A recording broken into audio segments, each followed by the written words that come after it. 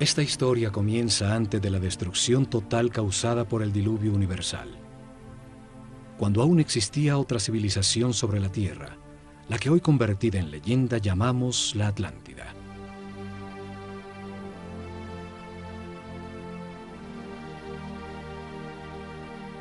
Tenían una sabiduría producto de la evolución de la conciencia del hombre durante miles de años, de las verdades comprendidas sobre el funcionamiento del universo y del proceso que llamamos vida. El estudio de las constelaciones les reveló que la humanidad era una unión viviente entre el cielo y la tierra, que las estrellas y los soles la afectaban, formando estaciones, ciclos y ritmos.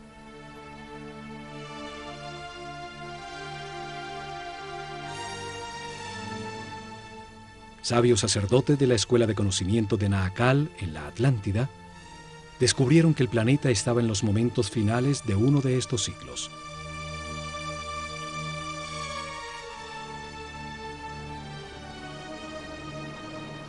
Advirtieron sin ser oídos que una catástrofe inminente destruiría las estructuras que organizaban la vida del hombre.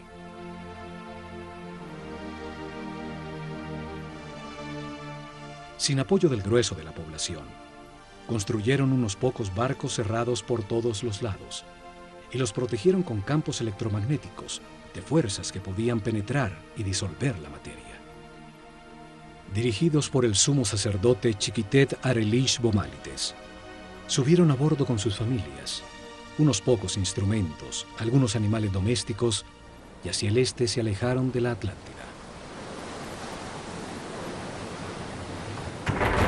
El planeta se estremeció. Los cielos se derritieron y las aguas arrasaron los continentes, borrando casi todo rastro de su civilización.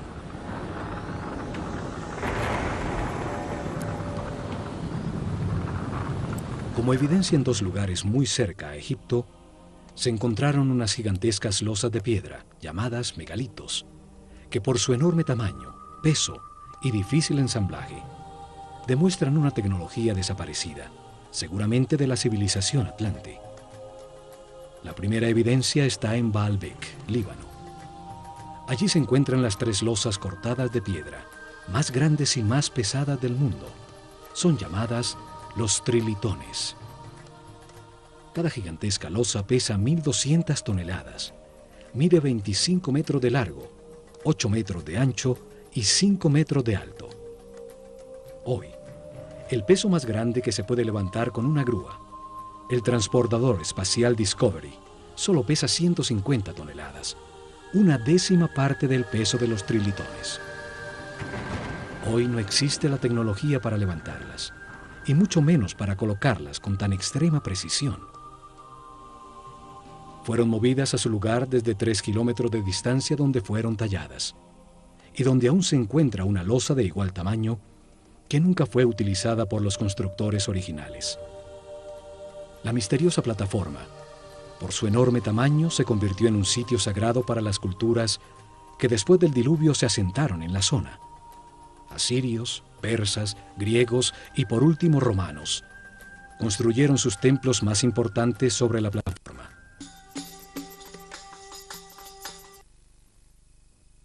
En Jerusalén, la ciudad sagrada para 3 religiones.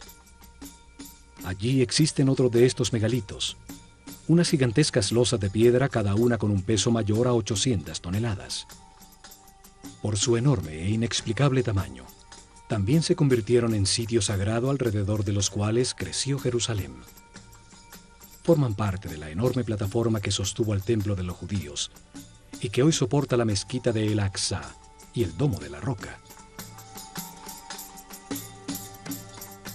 Las losas son parte de los cimientos del mismo Muro de los Lamentos.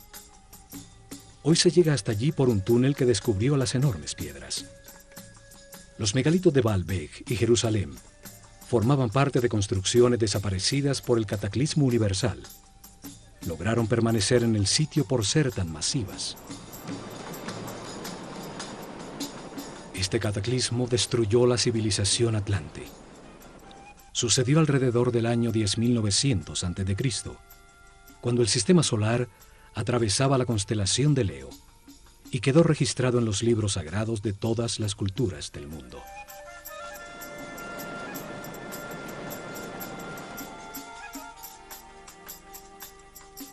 Cuando el equilibrio se recuperó, los sacerdotes sobrevivientes al cataclismo desembarcaron en el centro de la superficie terrestre, en el sitio donde sabían que confluyen las fuerzas telúricas del planeta.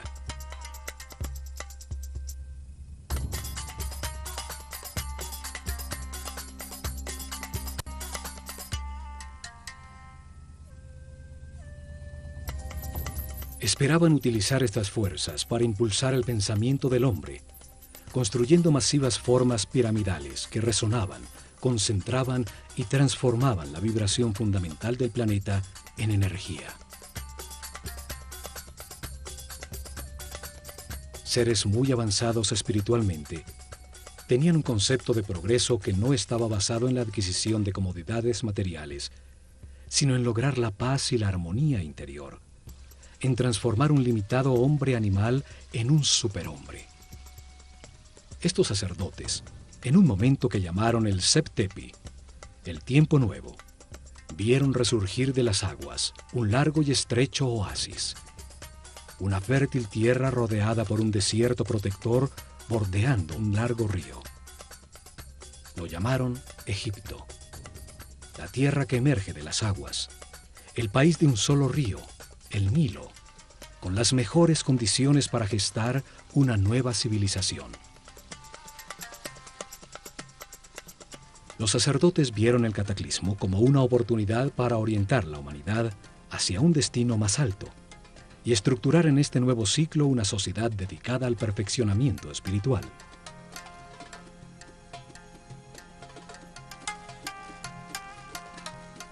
La Esfinge demuestra los enormes ciclos de tiempo que consideraban en sus planes. Su forma de león, con cabeza de hombre, resalta el ciclo comprendido entre la era de Leo y la de Acuario, los tiempos de influencia de la nueva civilización. Veían la vida como un proceso diseñado por Dios, en el que el hombre reencarna sucesivamente para perfeccionarse y ascender en las jerarquías del universo. El espíritu del hombre que no comprende al Creador, ni la razón del universo o de su propia existencia, se encarna en un cuerpo para tener experiencias que le permitan adquirir sabiduría y comprensión. En el sitio donde reencarna y experimenta todo, tiene dos extremos opuestos. Es un universo polarizado y dual, que permite la comparación entre las partes para comprender cuál es verdad. Se aprende al vivir en carne propia el resultado de cada decisión y comportamiento en la vida. El sufrimiento permite entender la felicidad. La angustia permite entender la paz. A lo largo de muchas vidas, de comparar los dos extremos se comprende que lo único verdadero está en el centro, en la neutralidad del amor. A través de la reencarnación, el hombre comprende poco a poco. Se transforma en un ser respetuoso de todo lo que existe. Comprende, acepta que todas las circunstancias, aún las más difíciles, son perfectas, pues son lecciones para el perfeccionamiento espiritual. Vida tras vida, el hombre va ascendiendo de nivel, tiene más información, permanece en paz y armonía, maneja más energía vital, se transforma en un ser tolerante y respetuoso que accede a mayores poderes. Comprende que en el universo dual, en las circunstancias contradictorias, lo único que no tiene polaridad es el amor. El amor es neutro, como Dios. Con el zodíaco de Denderá, enseñaron que este proceso de aprendizaje toma a cada espíritu un ciclo cósmico, 12 eras zodiacales.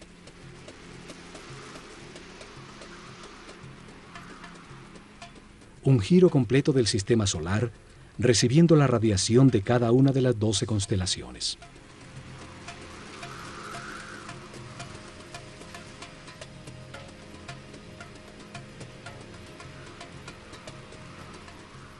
Durante estos 25.920 años, reencarna 700 veces en distintos cuerpos, lugares, tiempos, circunstancias, condiciones y personalidades.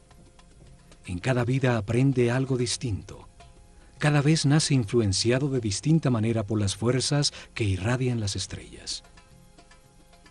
Así, todo ser vivo cumple un ciclo cósmico, en el que recibe la energía de las 12 constelaciones, la influencia de los cielos que marcan ritmos y producen distintos estados. Conociendo la relación de este proceso de aprendizaje, de las vidas del hombre en la Tierra, con el movimiento del planeta y del sistema solar, a través de las constelaciones, rigieron sus planes por las estrellas. Estructuraron un método para revelar información sobre Dios, el universo y el proceso de perfeccionamiento durante miles de años. Una forma para la vida y para qué existe. Establecieron unas fases para revelar información sobre Dios a su pueblo. Unas etapas que cambiarían con las eras zodiacales en la bóveda celeste. Épocas dedicadas a estudiar cómo Dios creó el universo y luego la conciencia del hombre. Cada fase de la revelación estuvo dirigida por un centro religioso que se construyó a lo largo de la columna vertebral de Egipto, el Nilo. Actuaron como los chakras o centros de transformación y distribución de energía e información al cuerpo del país.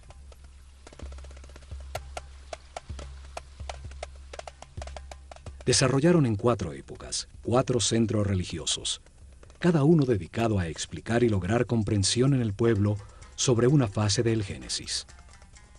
Cada uno dedicado a un momento distinto del único Dios, con nombres y formas simbólicas distintas.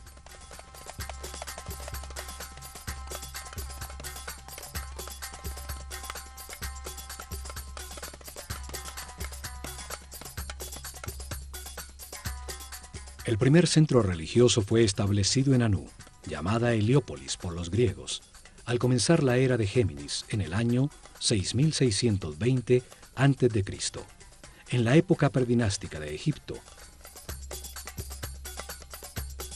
Una era dedicada a la simetría en el arte y en la arquitectura.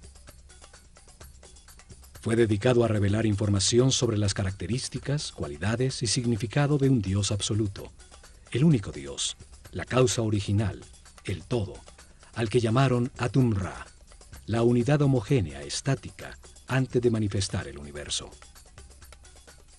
El segundo centro religioso fue establecido en Memphis, al comenzar la era de Tauro, en el año 4460 a.C. Fue dedicado a revelar información de otro momento de Dios, cuando manifiesta el universo, los planetas y los soles, cuando activa su voluntad, su energía divina y crea la materia. Llamaron Ptah a esta característica creadora de Dios. Durante esta época se nota la influencia de Mentú, el toro que representa la era de Tauro, en todo Egipto, aún en los nombres de los faraones. El tercer centro religioso fue creado en Hermópolis, dedicado a Tot. Así llamaron al único Dios, cuando multiplica la creación sobre la tierra con la diversidad de la naturaleza.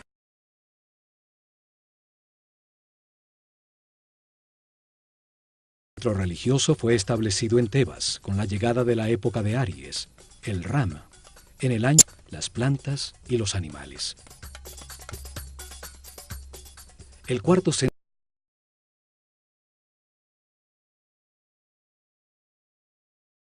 2300 a.C. Fue dedicado a revelar información sobre las características, cualidades y significado de Dios cuando crea a su imagen del hombre. Lo llamaron Amón-Ra. En esa época se da el momento culminante de la civilización. Se construyen cientos de templos donde las figuras de carneros predominan y los faraones incorporan Amón y Ram a su nombre.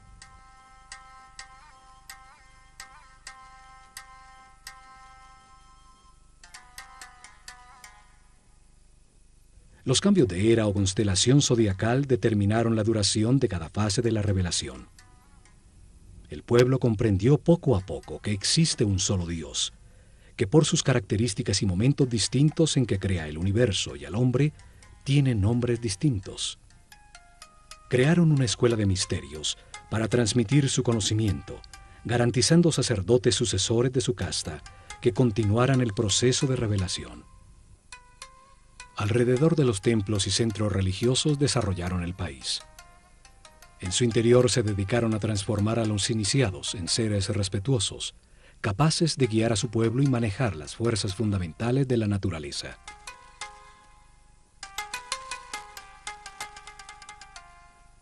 Escogieron sus discípulos entre todos los niños de Egipto por el nivel de conciencia y de sensibilidad que demostraban, dándoles la posibilidad de dedicarse a una vida de sacerdocio. Les dieron información sobre el proceso de perfeccionamiento a través de la reencarnación, sobre Dios y el universo.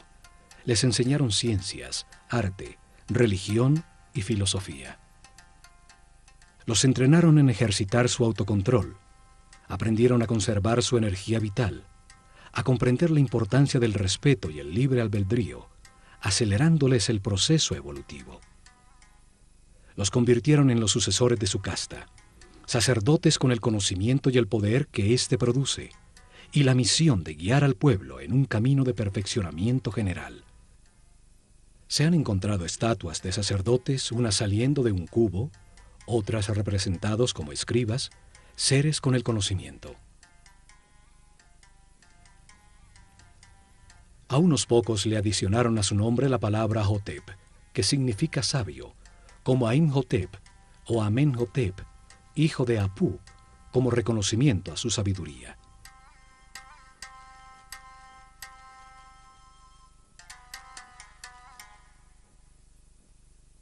Es en los templos donde concentraron el conocimiento, el poder, la riqueza material y espiritual. Desde allí impulsaron la organización desde la nada de la civilización egipcia.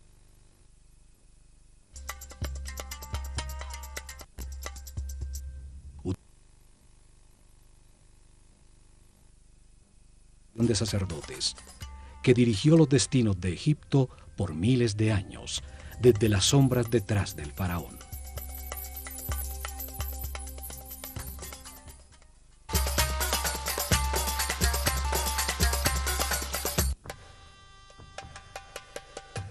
La Escuela de Misterios utilizó el ojo de Horus como su símbolo, una firma que aparece en los muros de todos los templos de Egipto. Un símbolo trae a la mente, evoca lo comprendido de su forma, su acción principal, transmite una idea de manera muy simple, más allá de las palabras. Su significado puede ser entendido miles de años después de haber sido dibujado.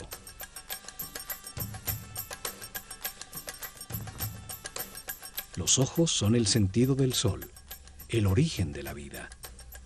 Actúan percibiendo su luz y las vibraciones de color.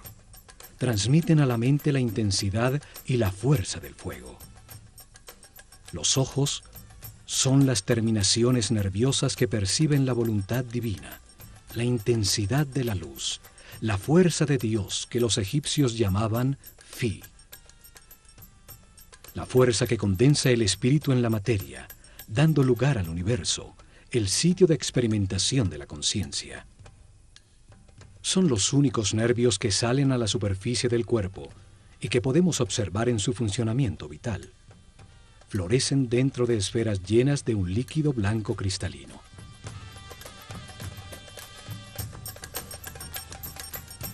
Los ojos simbolizan la dualidad. El ojo izquierdo es solar, sensible a lo negativo. El derecho es lunar, sensible a lo positivo y afirmativo. Cruzan su información para producir la imagen mental correcta del espacio. Simbolizan la experimentación de la conciencia en un universo de contrastes, para encontrar la verdad por comparación entre las partes opuestas. Reaccionan a la luz activa del sol, produciendo en la mente la verdadera luz, la energía vital luminosa, una luz invisible que hace posible la inteligencia y la comprensión de la realidad. Los pájaros evocan la acción de volar, la libertad sin limitaciones materiales. El halcón es el pájaro que mejor ve. Horus, el halcón, representa al espíritu cuando completa su aprendizaje en la vida mortal y limitada. Cuando comprende las verdades del universo, porque las ha verificado en muchas vidas, y se eleva sobre las limitaciones materiales, sobre el tiempo y el espacio. El ojo de Horus es la conciencia inmortal que todo lo sabe, que todo lo ve. Puede volar muy alto sobre todo lo que existe o fijar su atención en cualquier detalle. Evidentemente, los sabios sacerdotes se veían como los observadores y los guías de un proceso de perfeccionamiento hacia la luz. Por eso su símbolo era el ojo de Horus, el ojo que todo lo ve.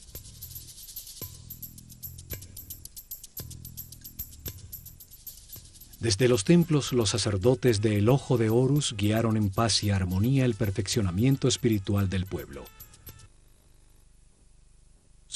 el universo y el proceso que sufre la conciencia del hombre.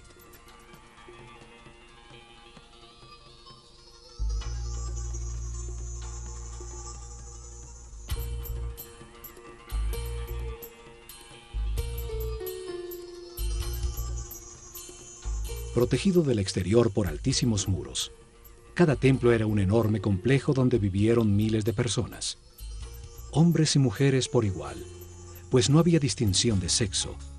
Dedicaban por lo menos 21 años de su vida a recibir información y entrenamiento para convertirse en sacerdotes o sacerdotisas.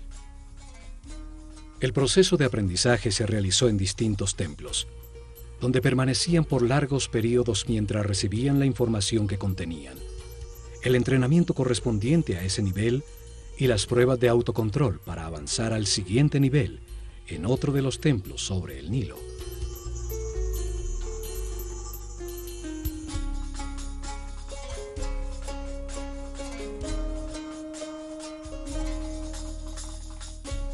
Cada templo fue una biblioteca viva con información especializada.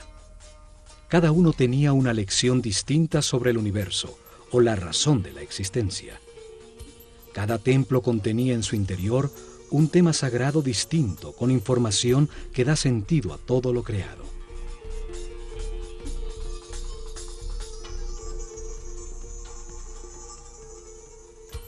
El nivel básico se realizaba durante los primeros 7 años, cuando recibían información general sobre el universo y entrenamiento para manejar los centros energéticos más bajos del cuerpo.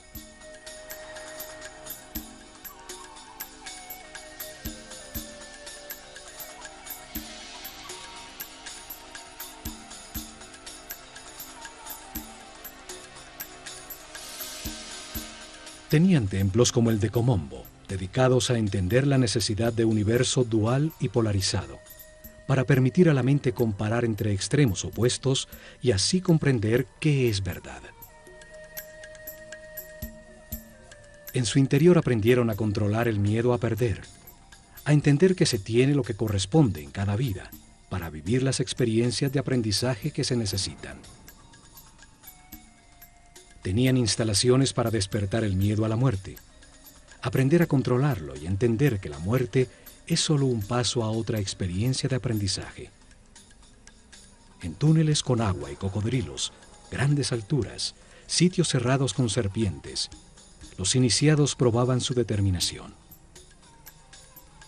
Allí recibieron información para superar el miedo a ser abandonado, los instintos de agresión y defensa, a entender la existencia de programas mentales inconscientes que generan reacciones automáticas para poder controlarlos.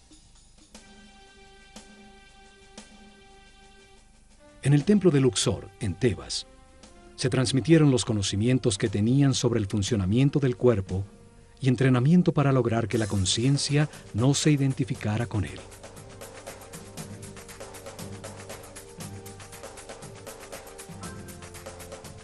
El templo entero era como un organismo humano.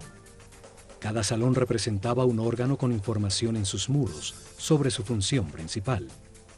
el beneficio que el organismo total obtenía al realizarla y su relación con otros órganos.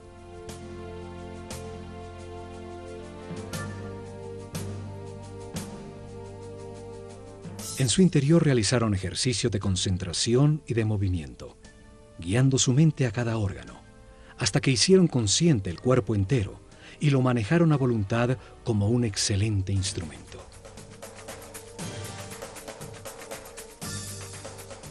Varios templos con sacerdotisas de Neftis e Isis estaban dedicados a transmitir información y entrenamiento sobre las percepciones físicas, las emociones y deseos carnales del cuerpo, su diferencia con las emociones superiores, la intuición y la inspiración.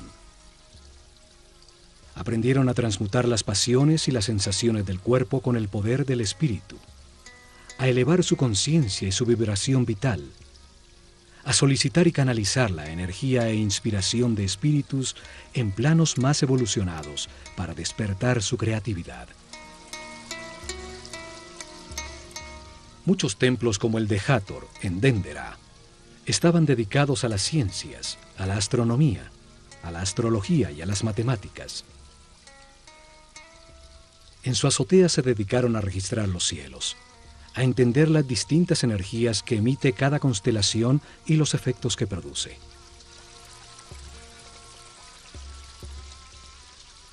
Sí, las estrellas, controlando la duración del año solar, la fecha exacta del desbordamiento del Nilo, el momento en que la Tierra cambió de la era de Tauro a la de Aries, los ciclos que afectan el proceso de evolución.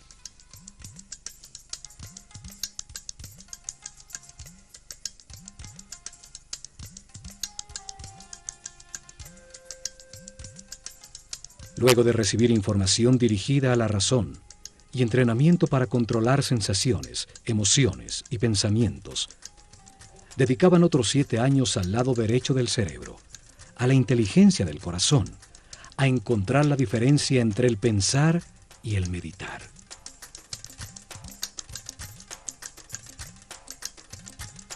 El templo de Karnak, el más grande de Egipto, estaba dedicado a la conciencia, a analizar las fuerzas que la moldean, a entender el proceso de evolución y a acelerarlo utilizando la concentración en conceptos, palabras, sensaciones, puntos exactos o movimientos.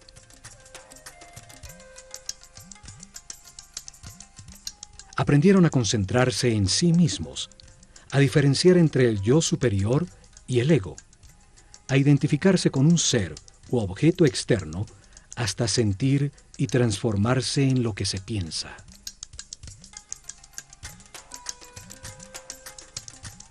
Realizaron ejercicios de telepatía en cercanía física, luego a distancia en un momento determinado del día, hasta aprender a comunicarse mentalmente en cualquier momento.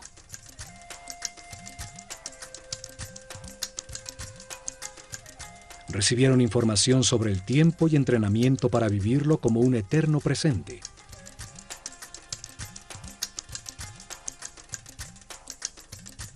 Entendieron que pensar es comparar para conocer y que cuando todo se sabe ya no se piensa ni se compara. Aprendieron a cambiar de estado o nivel vibratorio, a manejar las circunstancias externas, logrando el equilibrio emocional como una decisión mental interna.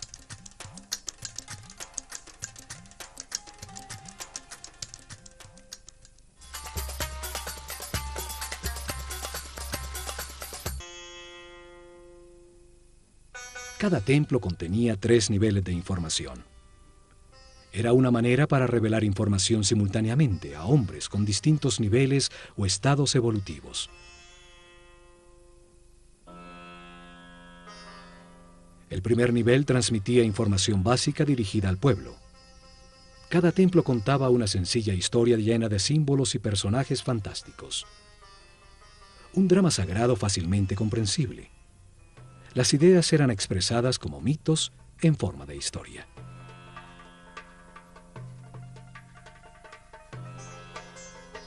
El mito, la historia fantástica, fue utilizada como un método para revelar al hombre un mundo que solo entiende imperfectamente, Los mitos cobran vida con solo creer en ellos.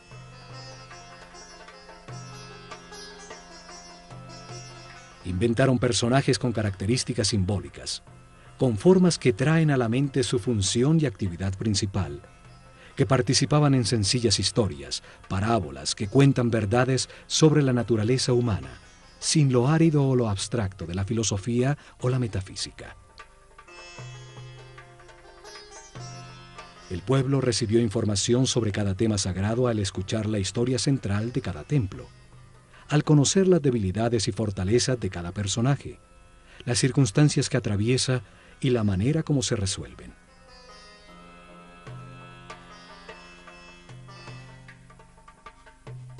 Utilizaron un segundo nivel de información dirigido a los discípulos, seres con un nivel espiritual más elevado, y a los que se les explicaba directamente el mismo tema sagrado, de una manera más concreta y profunda.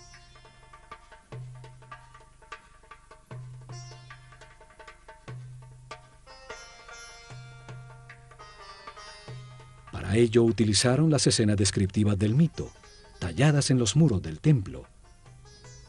Se les explicaba a cada personaje, lo que simboliza en el universo, la parte del proceso de perfeccionamiento que representa, el porqué de su forma, su comportamiento y su función principal.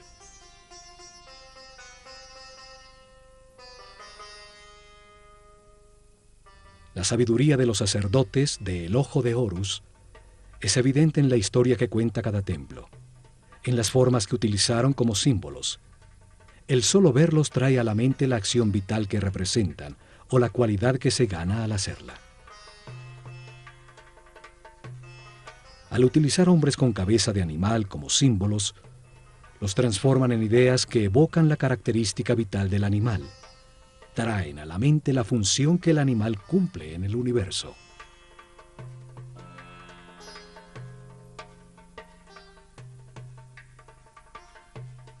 Un hombre con cabeza de chacal adquiere sus características, su instinto de orientación en el desierto. Siguiendo sus huellas, siempre se llega a tierra cultivada. Es entonces un excelente guía. Cada símbolo evoca una comprensión. La forma simple de un pájaro evoca en la mente el vuelo, la libertad. Un disco solar sobre la cabeza de un hombre habla de su claridad, de la sabiduría que irradia, de la información que tiene, del nivel de su conciencia.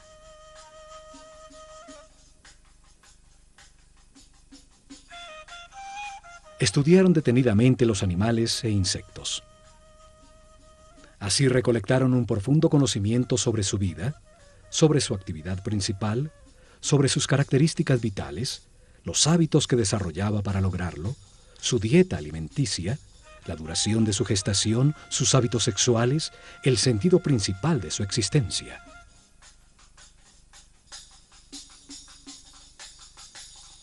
Escogieron los animales más idóneos para representar una acción vital y lo que logra el universo cuando se ejecutan.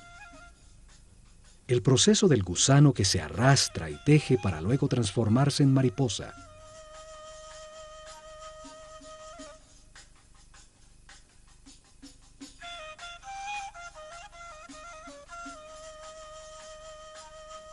Entre todos los pájaros, el halcón es el que mejor ve. Tiene un cerebro óptico, con la vista más perfecta y desarrollada. Por eso es escogido como símbolo para representar esa función vital, el sentido de la vista. Una figura humana con cabeza de halcón es un ser que todo lo ve, que domina el panorama, viendo perfectamente cada uno de los detalles en los que enfoca su atención.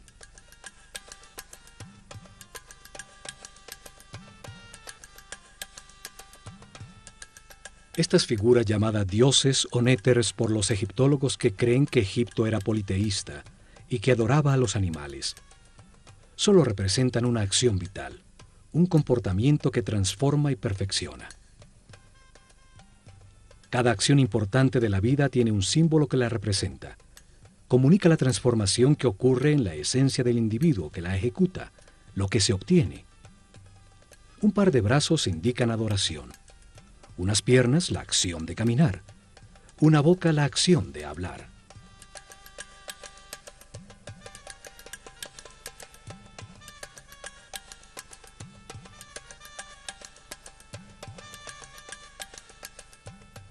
Y por último, en un tercer nivel de información, cada templo guardó un código secreto embebido en el símbolo mismo, solo conocido por los altos sacerdotes y maestros, con información sobre fuerzas y energías fundamentales, cómo controlarlas y utilizarlas para prestar servicio a su pueblo.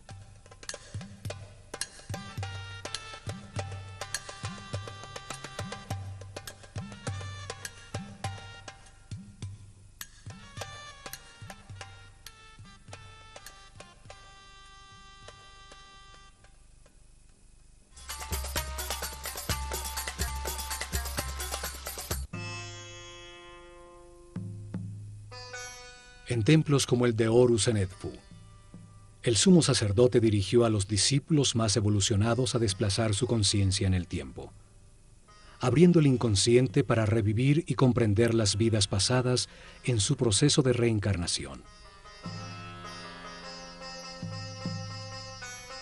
El sumo sacerdote siempre fue un ser muy avanzado en el camino espiritual. No se identificaba con el cuerpo, conocía perfectamente su funcionamiento y qué energías utilizar para equilibrarlo.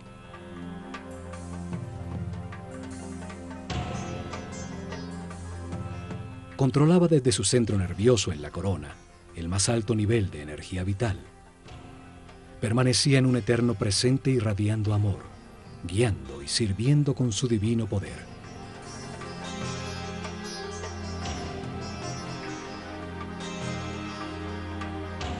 La materia solo recibe, se contrae. El dar es radiar. Es una característica vibracional del espíritu. Los seres de cada nivel reciben y transmiten a sus niveles inferiores.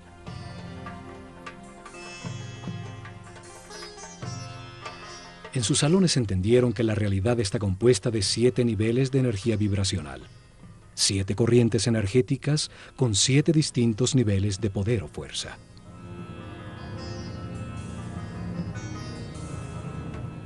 El cuerpo tiene 7 chakras o centro de transformación de la energía fundamental del universo. Cada ser humano en su vida presente utiliza uno de esos 7 centros, dependiendo del nivel de evolución de su conciencia. A mayor comprensión del universo, más respeto, más alto el chakra o centro nervioso que utiliza para transformar la energía. Mayor cantidad de energía procesa diariamente y más poderes trascendentales tiene. El sumo sacerdote podía controlar las fuerzas fundamentales por el altísimo nivel de energía vital en que permanecía su organismo. Su sistema neural tenía una resistencia correspondiente con ese nivel de energía.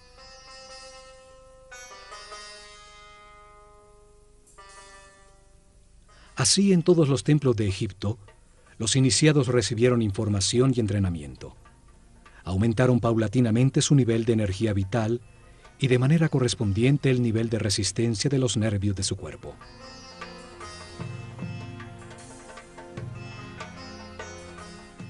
Aprendieron a mantenerse en paz, armonía, a respetar todo lo que existe, a aceptar la perfección del universo para conservar sus niveles de energía vital en el camino de perfeccionamiento que lleva a la omnipotencia, al control de fuerzas y energías superiores. Una intensa preparación física, mental y espiritual que terminaba con el momento de experimentar la totalidad y la nada, lo manifestado y lo inmanifestado, y recibir en una pirámide una poderosa energía que permite vislumbrar el 7º nivel de conciencia. Durante la era de Tauro, se dedicaron a experimentar con una forma piramidal de tecnología resonante que transformaba las vibraciones del planeta en energía, un conocimiento heredado que había de llevar a la práctica.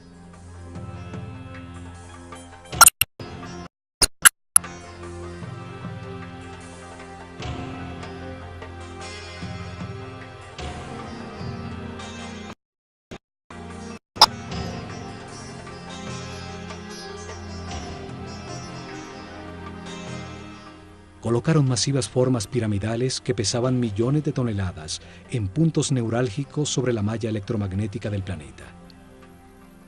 La masa piramidal, que contenía millones de partículas de cuarzo, vibraba con la Tierra, produciendo energía por la fricción de sus moléculas, en un fenómeno que hoy llamamos piezoeléctrico. Construyeron muchas pirámides, hasta llegar al modelo que funcionaba perfectamente en la pirámide de Keops. En sus corredores, galerías y cámaras, transformaron esa energía en sonido, haciendo vibrar en niveles cada vez más altos el iniciado física, mental y espiritualmente preparado. Esta fuerza en otras dimensiones, logrando estados especiales de conciencia. Con esta ayuda externa, los iniciados vislumbraban el séptimo nivel de conciencia. Regresaban recordando el éxtasis obtenido, las verdades verificadas, para transmitirlas a sus compañeros con sus palabras y acciones. En sus meditaciones posteriores obtendrían nuevamente ese estado de unidad sin movimiento, hasta que se consolide esta situación definitivamente y se encuentren de manera permanente en estado de Dios-hombre, siempre radiando energía positiva de amor.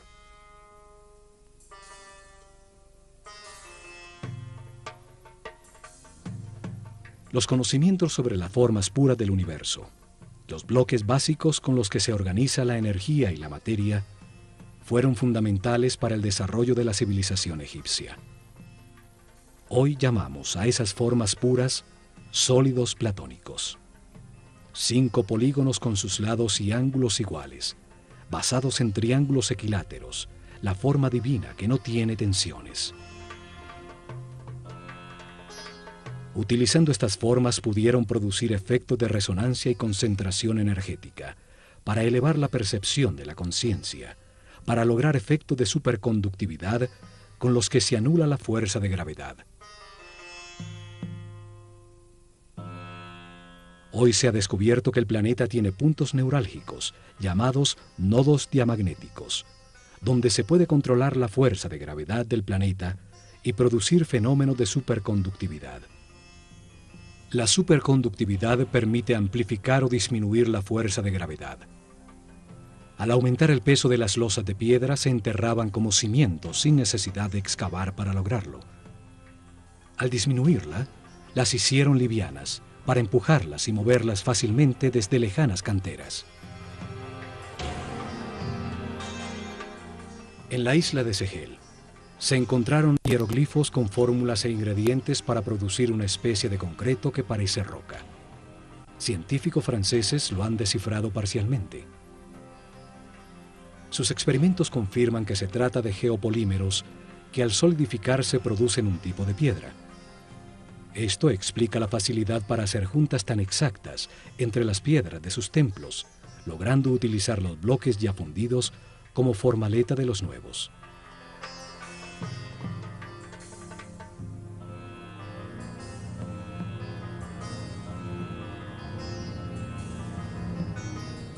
Pero lo más importante fue su visión de que la vida es un proceso diseñado por Dios para ampliar la conciencia del hombre.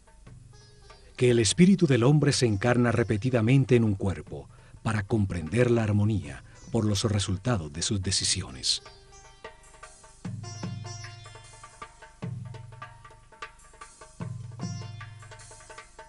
Al vivir muchas vidas con experiencias opuestas, de angustia y paz, de depresión y felicidad, de riqueza y pobreza, de salud y enfermedad, comprende la razón de su existencia y termina con las limitaciones materiales, transformándose en un superhombre inmortal. Un ser que no pierde en la muerte la conciencia o la información acumulada. Un espíritu sabio al final de un proceso que sube otro peldaño más en la perfección del universo.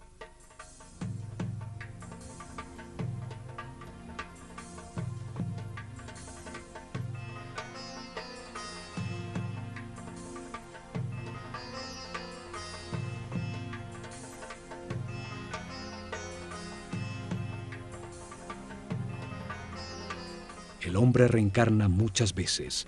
Al principio su animalidad es dominante. La intolerancia y la agresión determinan una vida de sufrimiento. Poco a poco, se satura del dolor y al buscar remediarlo deja de atacar. Encuentra la paz y con ella altos niveles de energía vital.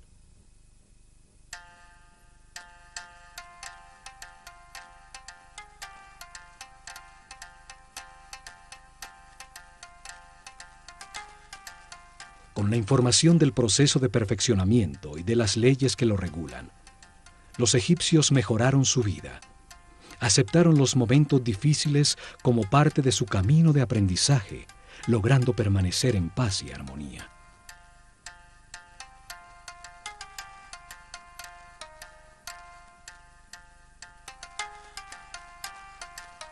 Los templos se revelaron como hombres en un mundo de dolor, podían transformarse en seres sin limitaciones físicas, con conocimientos para transmutar la materia y trasladarse libremente en el tiempo y en el espacio. En medio de las contradicciones de cada vida se aprende algo y se renace un poco más sabio. En la polaridad entre la luz y la oscuridad, entre el miedo y el amor, se aprende a encontrar la paz y la armonía, a mantener la energía vital.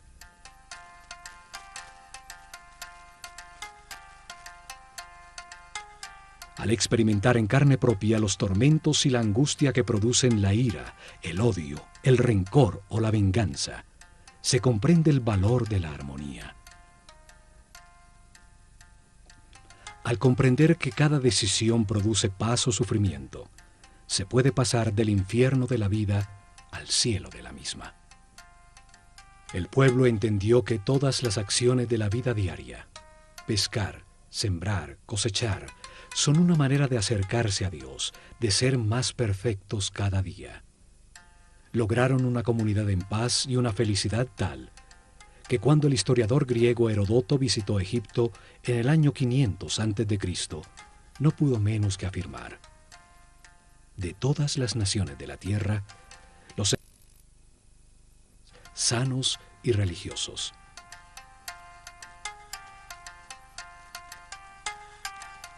Sin embargo, no tenían una palabra en su idioma que significara religión.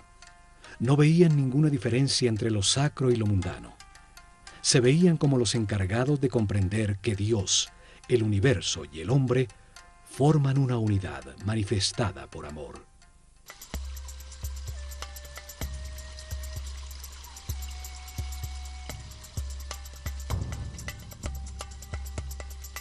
En estos programas del Ojo de Horus, veremos el mensaje que los egipcios transmitieron en sus templos, que todos los hombres avanzan por un camino de perfeccionamiento que toma muchas vidas. Unos están más evolucionados que otros, pero todos llegarán a la inmortalidad y a la conciencia permanente, solo aprendiendo a ser flexibles, a aceptar las circunstancias y a respetar a todos los seres que nos rodean.